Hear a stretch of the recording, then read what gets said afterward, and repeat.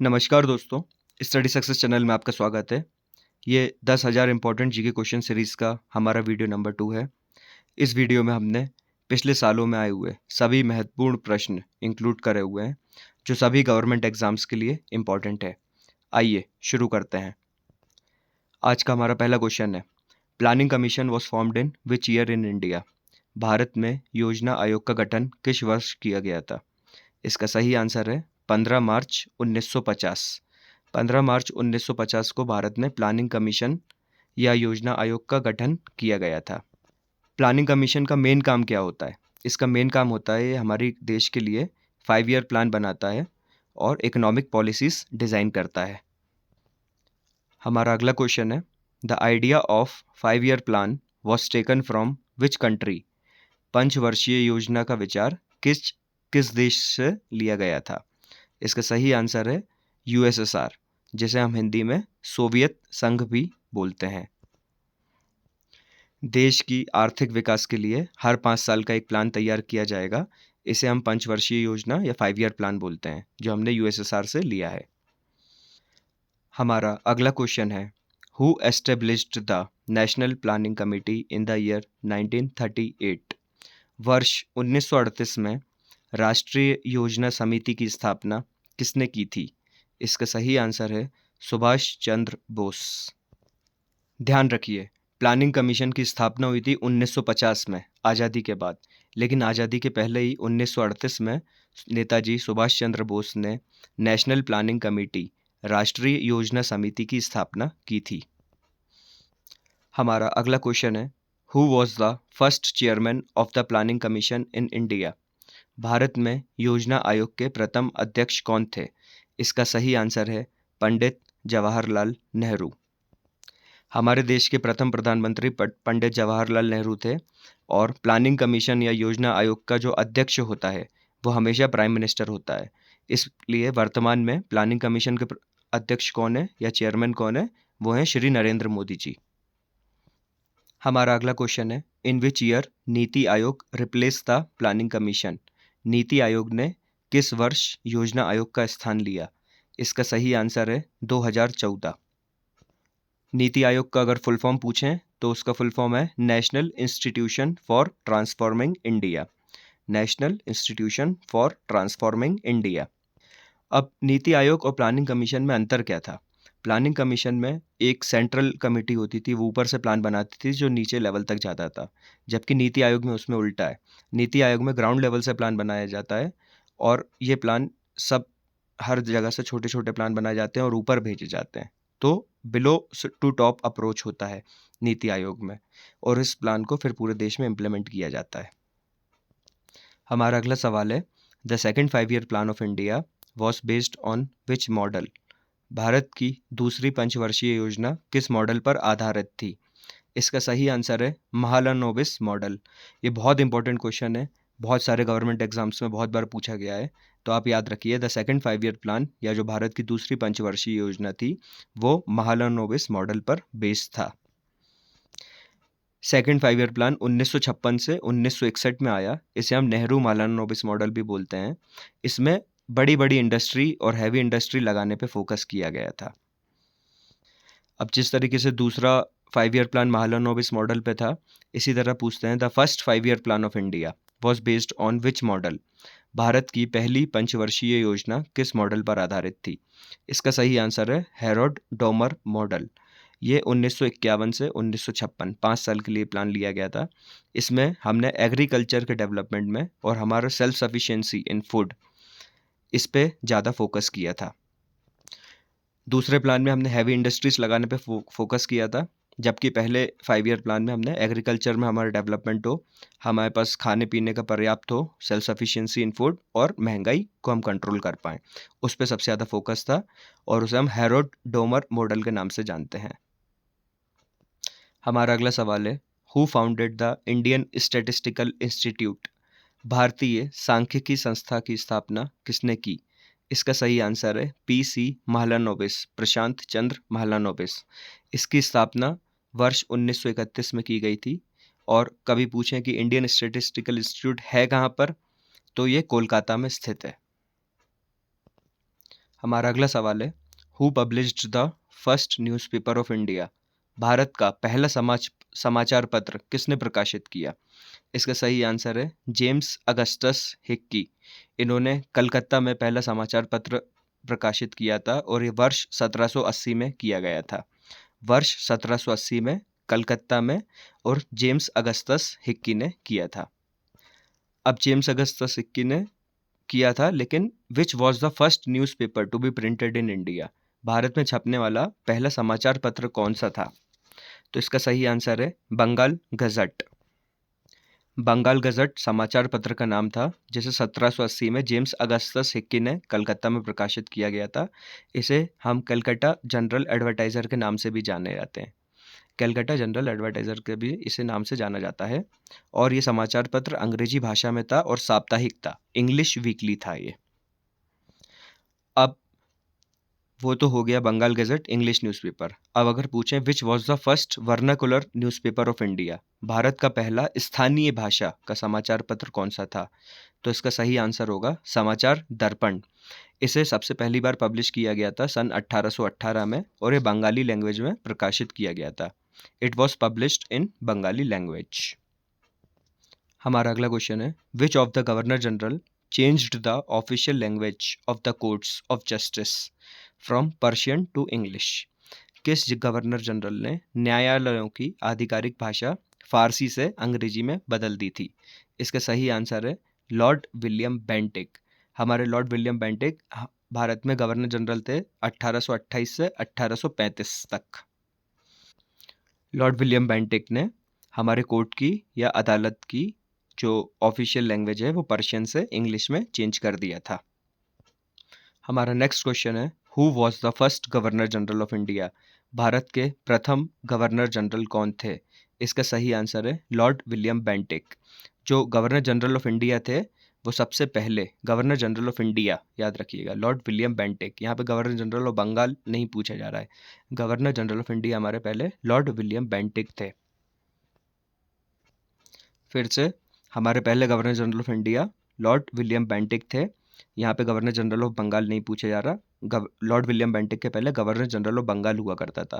फिर charter act of 1833 आया, 1833 का चार्टर एक्ट आया। उसने बोला कि जो गवर्नर जनरल ऑफ बंगाल होगा वो गवर्नर जनरल ऑफ इंडिया होगा।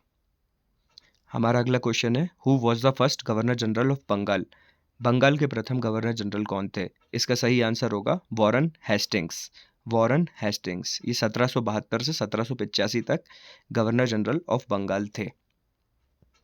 तो अगर गवर्नर जनरल ऑफ बंगाल पूछेंगे तो हम बोलेंगे वॉरेन हेस्टिंग्स, और अगर गवर्नर जनरल ऑफ इंडिया पूछेंगे फर्स्ट तो Lord William Bentinck. Charter act of 1833 ने गवर्नर जनरल ऑफ बंगाल को डेजिग्नेट किया गवर्नर जनरल ऑफ इंडिया। हमारा अगला क्वेश्चन है, which governor general of India abolished sati system in 1829 by declaring it an offence? Bharat के किस गवर्नर जनरल ने 1829 में सती प्रथा को अपराध घोषित करके समाप्त कर दिया? इसका सही आंसर है Lord William Bentinck. Lord William Bentinck governor general थे जिन्होंने सती प्रथा को एबॉलिश किया, और कई बार पूछते हैं किस वर्ष किया, तो सन 1829 में।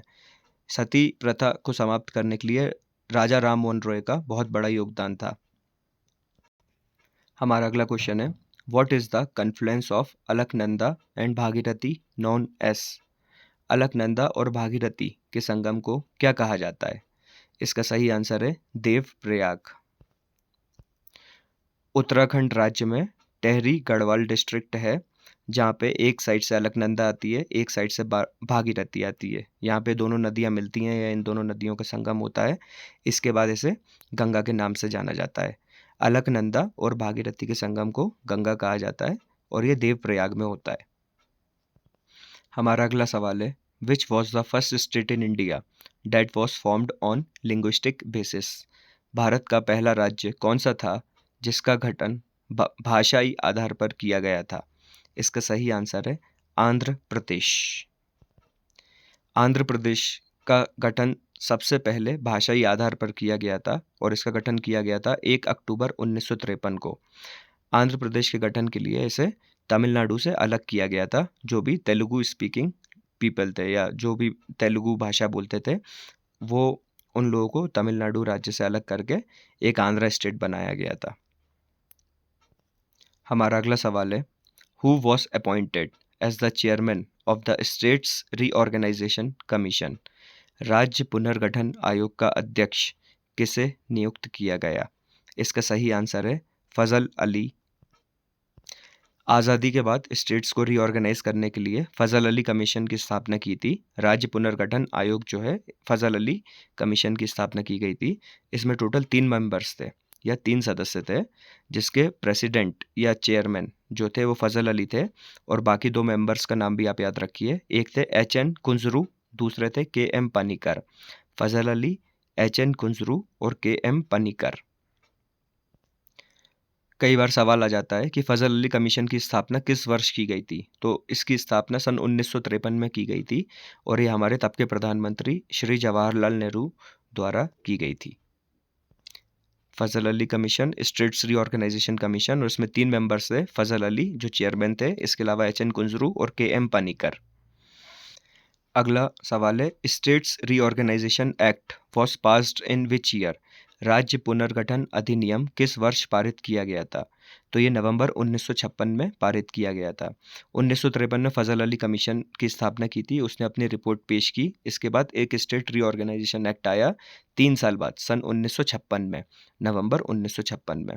इसमें गवर्नमेंट ने डिसाइड किया कि हमारे देश को 14 स्टेट्स और 6 यूनियन टेरिटरी में डिवाइड करेंगे।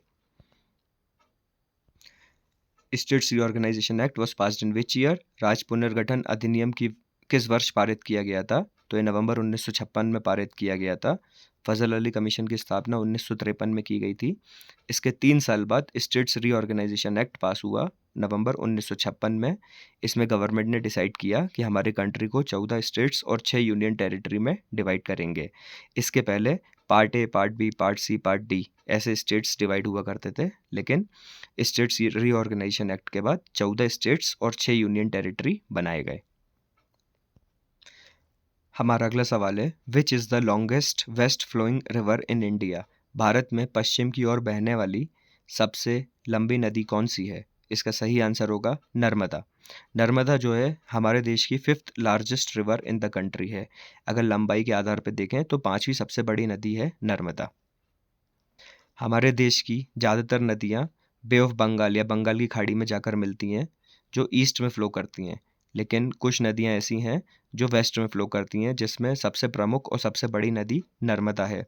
नर्मदा नदी मध्य प्रदेश में अमरकंटक से निकलती है, जो अरेबियन सी में जाकर मिलती है।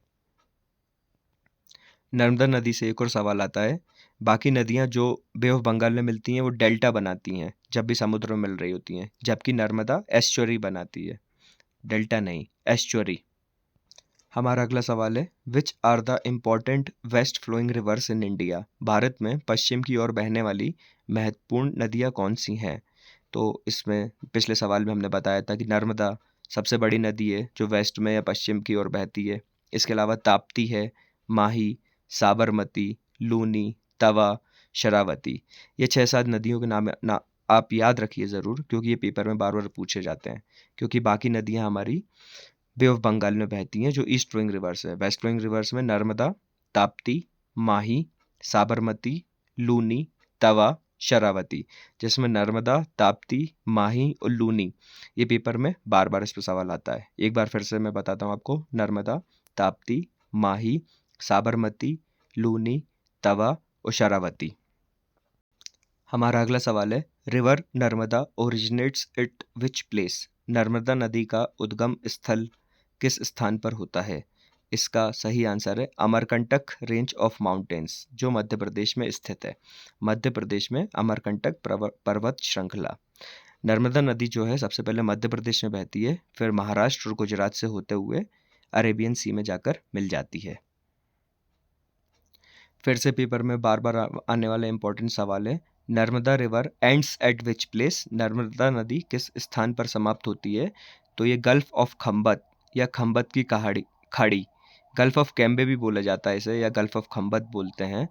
ये बे ऑफ अरेबियन सी में जाकर मिलती है, और ये एस्चुअरी बनाती है, ये डेल्टा नहीं बनाती। हमारे भारत की जो बाकी प्रमुख नदियाँ हैं जो बे ऑफ बंगाल में मिलती हैं, ये सारी नदियाँ डेल्टा बनाती है, लेकिन नर्मदा ऐसी बड़ी नदी है जो अरेबियन सी में जाकर मिलती है, गल्फ ऑफ खंबत में मिलती है और एस्चुअरी बनाती है, डेल्टा नहीं बनाती है।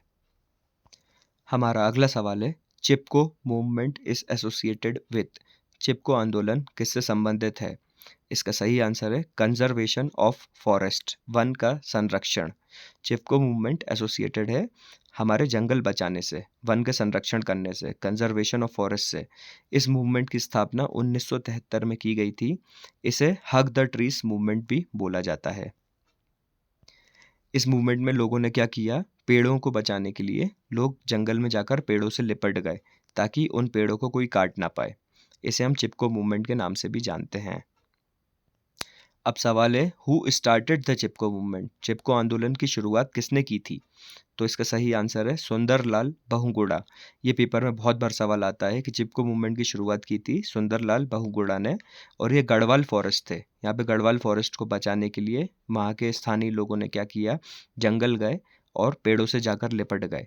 उसे हम चिपको मूवमेंट बोलते हैं और इसे सुंदरलाल बहुगुणा ने इसकी शुरुआत की थी। दोस्तों, यह था हमारा इस वीडियो 2 का आखिरी क्वेश्चन। अगर आपको हमारा इनिशिएटिव पसंद आया तो हमारे वीडियो को ज़रूर लाइक करें, ज़्यादा से ज़्यादा लोगों के साथ शेयर करें ताकि वो लोग भी इस वीडियो का लाभ ले पाएँ, और हमारे चैनल को ज़रूर सब्सक्राइब करें कि जैसे ही हम कोई भी नया वीडियो डालते हैं तो उसकी जानकारी तक आप पर ज़रूर पहुँचे। थैंक यू, धन्यवाद। Enjoy learning with us.